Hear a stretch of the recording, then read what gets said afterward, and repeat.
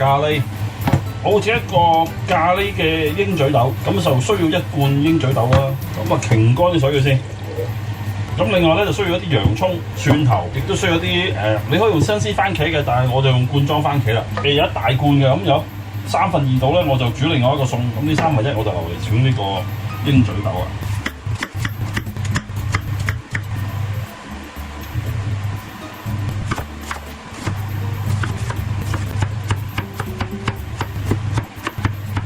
咁蒜頭咧要2粒都夠噶啦。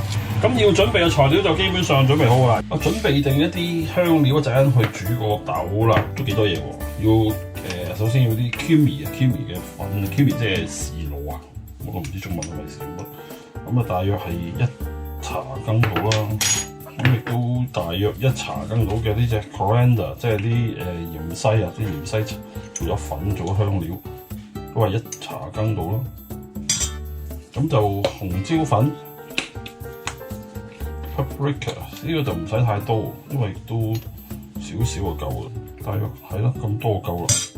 黃薑粉 turmeric 咁都係大約係少少羹名度啦。咖喱粉就可以落多少少，差唔多啦，夠噶啦。首先燒熱隻鑊，落啲油。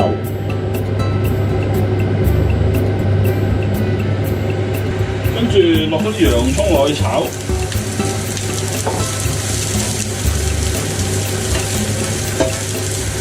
唔好太猛火，中慢火炒下佢，最緊要炒到佢熟。加啲蒜蓉落去，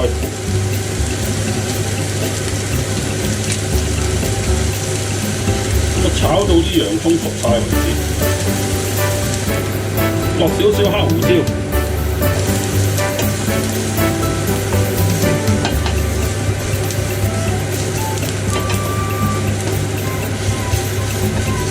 咁啲洋葱炒到咁上下咧，就可以將頭先調教咗嗰啲香料咧倒埋落去炒啲洋葱啦。記住唔好太猛火，因為唔想煮燶佢，只係想去炒啲香味出嚟啫。即係一猛火咧，呢啲粉就會燶㗎。咁就你喜歡可以加新鮮番茄，咁但係我就用啲罐頭番茄啦。咁因為我今日買咗一罐好大罐嘅，咁就2/3我嚟煮另外一個餸，咁呢1/3就我嚟做呢一個，就擺埋落去。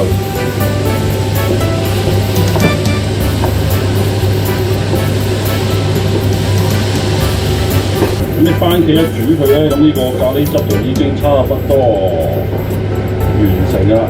咁啊可以試一試味，幾好味，不過唔夠鹹，可以落少少鹽。差唔多啦，咁跟住咧就可以落埋啲豆落去。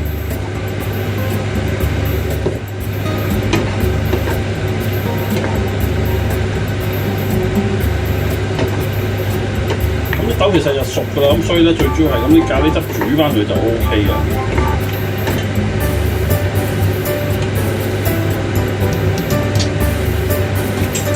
唔錯，咁咪落少少糖。調一調味，跟住咧就落啲 coconut milk，very good，好好味。咁就可以熄火。嗱個豆就煮好晒㗎啦。咁食之前咧，上面再灑啲芫茜。咁啊撈翻埋啲芫茜落咧，就會好好味啦。